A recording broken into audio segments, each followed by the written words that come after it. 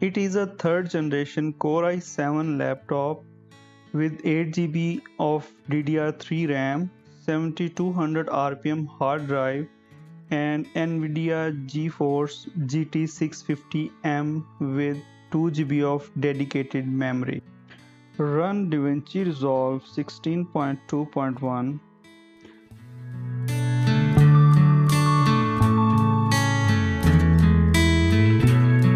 Open Untitled Project, and there you have the warning. Click OK, click DaVinci Resolve and click Preferences.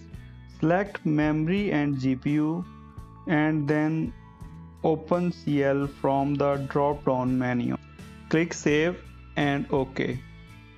This should solve the issue. Run DaVinci Resolve again. Open Untitled Project and the issue is gone. Awesome.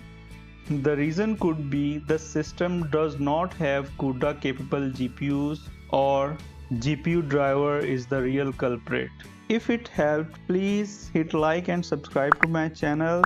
If not, please share your hardware details in the comment. Take care of yourself. Bye for now.